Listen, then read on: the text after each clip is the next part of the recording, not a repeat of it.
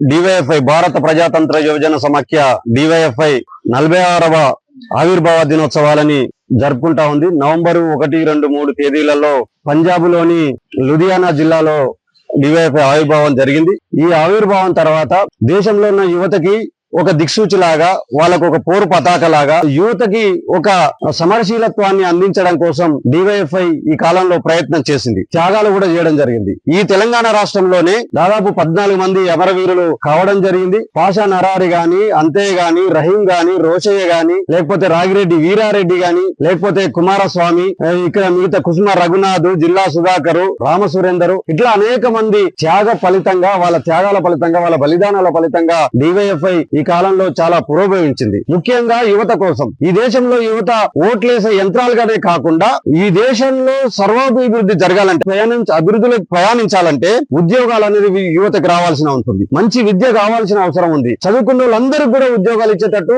ఈ దేశంలో ఉన్న పాలకులు ఉద్యోగ కల్పన కోసం ప్రణాళికలు వేయాల్సి ఉంది. కానీ అవి వేయకుండా ఉండడం ఫలితంగా 77 ఏళ్ళు అవుతున్న ఫలితం అయినా కూడా ఇంకా దేశం అభివృద్ధి చెందుతున్న దేశంగానే ఉంది, కానీ అభివృద్ధి చెందిన దేశంగా కాలేకపోతుంది. Because of youth.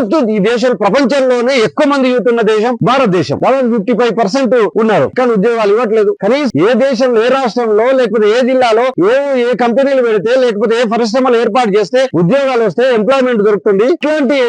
ఎట్లాంటి ఎడ్యుకేషన్ ఉండాలి, సైంటిఫిక్ ఎడ్యుకేషన్ ఉండాలా లేదా, ఉద్యోగాలు వస్తాయి కదా అని ఇవన్నీ ఆలోచించకుండా పాలకులు గుడ్డిగా పరిపాలిస్తున్నారు. కేవలం అధికారం కావాలి, దోసుకోవడం కావాలి, అంబానీలు అదానీలు సంపాదించడం కావాలి, వాళ్ళ పేరుతోటి వీళ్ళు అధికారం చేపట్టడం కావాలి తప్పితే దేశంలో కులం ఉండాలి, లేదంటే మతం ఉండాలి, మతం చేయాలి, మా మతమే గొప్పది, మా మతమే కావాలి, ప్రపంచాన్ని వెళ్ళాలని చెప్పి విశ్వగురు అంటున్నారు తప్పితే ఈ దేశాన్ని అభివృద్ధి చేద్దామనే చిత్తశుద్ధి కానీ ఏం లేకుండా పోయినాయి. నదులు కాలుష్యమైనది, రాష్ట్రాలు మొత్తం వివిధ నగరాలు కాలుష్యాలు అవుతున్నాయి. ఇవన్నీ పట్టించుకోలేని పరిస్థితి ఉంది. కాబట్టి డివైఎఫ్ఐ ఈ దేశంలో ఉన్న పౌరులు సగౌరవంగా స్వచ్ఛంగా బతకాలంటే పొల్యూషన్ లేని దేశం కూడా కావాలని చెప్పేసి మొక్కలు నాటే కార్యక్రమాన్ని విస్తృతంగా దేశవ్యాప్తంగా నిర్వహించింది. తెలంగాణ రాష్ట్రంలో కూడా గత 10-15 ఏళ్లుగా నిర్వహిస్తా ఉంది. అట్లాగే స్వచ్ఛమైన గాలి కాదు, స్వచ్ఛమైన నీరు ఉండాలి, అలాగే బాగా బతికే అవకాశాలు కల్పించాలి అని చెప్పేసి కనీసం రోడ్డు సేఫ్టీ కూడా లేని పరిస్థితి ఈ రోజు మనం చూస్తా ఉన్నాం. బస్సులలో అనేక మంది చనిపోతున్నారు. ప్రైవేట్ వాళ్లకు వాళ్ళ అధికార దాహానికి, అధికారం ఉన్న వాళ్ళు ఇప్పుడు వాళ్ళ తొత్తులు వ్యవహరిస్తున్నారు కాబట్టి ఇష్టం వచ్చిన పర్మిషన్ ఇచ్చేసి ఈ రోజు యువతని ఆత్మగౌరవంతో నిలబెట్టేటట్టు, వాళ్ళలో ఉన్న టాలెంట్స్ ని బయటకు తీసేటట్టు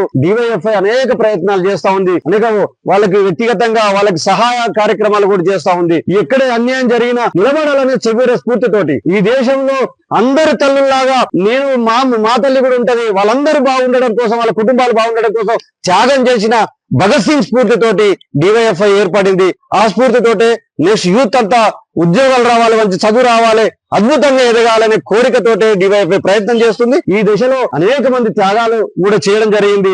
ఈ త్యాగాల ఫలితంగా ఇంకా పురోగమిస్తుంది. యూత్ కోసం నిలబడుతుంది, యువత కోసం పోరాడుతుంది, యూత్ ని అభివృద్ధిలోకి తీసుకొచ్చడానికి డివైఎఫ్ఐ కథన కట్టుకుంది. అట్లా ప్రయత్నం చేస్తున్న వాళ్ళందరూ అనేక మందిలో దీంట్లో పాల్గొంటున్నారు. వారందరికీ కూడా సెల్యూట్ తెలియజేస్తూ